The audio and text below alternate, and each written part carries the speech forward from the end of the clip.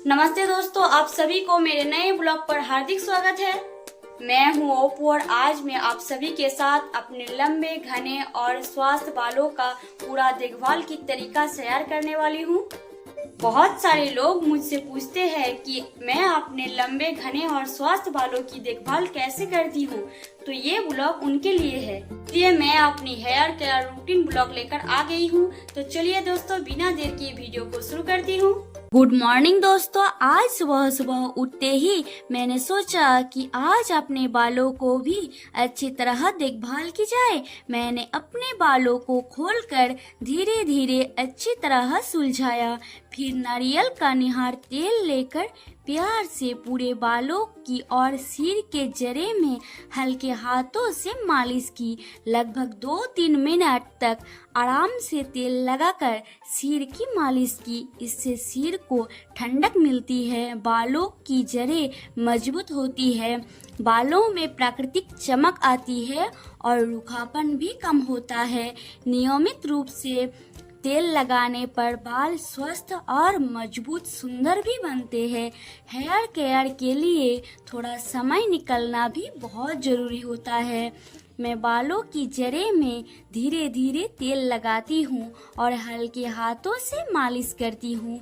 इससे सिर की त्वचा को पोषण मिलता है, रक्त संचार बेहतर होता है और बाल मजबूत भी बनने लगते हैं और बालों को तेल से सहायता भी मिलती है। मैं कोशिश करती हूँ कि सप्ताह में 2 से 3 दिन इस प्रकार बालों में तेल अवश्य लगाऊं। ये सब करने के बाद मैं नहा लिया और चुपचाप बैठी हुई थी। मौसम भी बहुत सुहाना था, हल्की हवा चल रही थी और मैं बस ऐसे ही आनंद ले रही थी। तभी मेरे भाई ने बोला, चलो आज तुमको घुमाने ले चलूंगी। मैंने सोचा कि रोज रोज घर में ही रहती हूँ, आज थोड़ा बाहर घूमने का मौका मिला है तो क्यों ना चलूं। इसलिए मैंने अलमीरा खोलकर एक प्यारी सी ड्रेस वहाँ से निकाल लिया हूँ।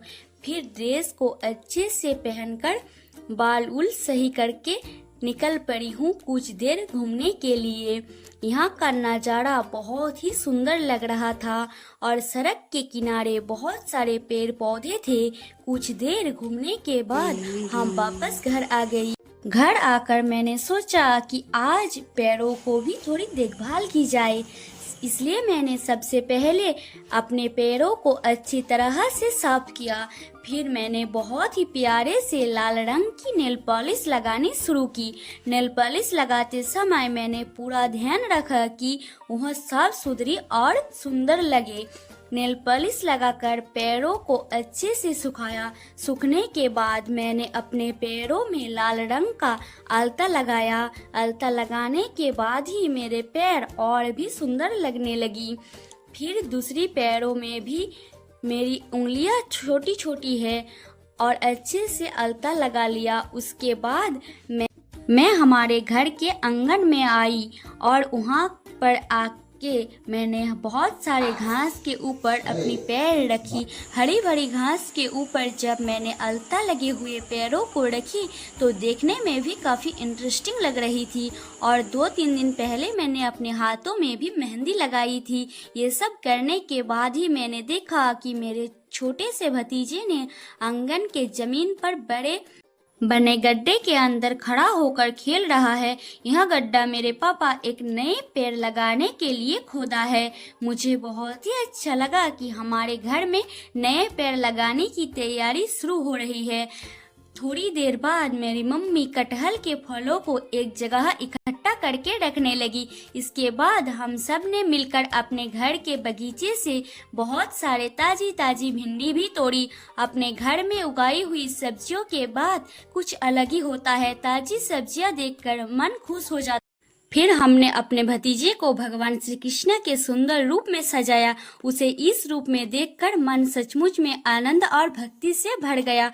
अब घर के कुछ जरूरी काम करने का समय हो गया। मैं अपनी मम्मी की मदद करने के लिए मम्मी के साथ कपड़े धोने चली गई थी।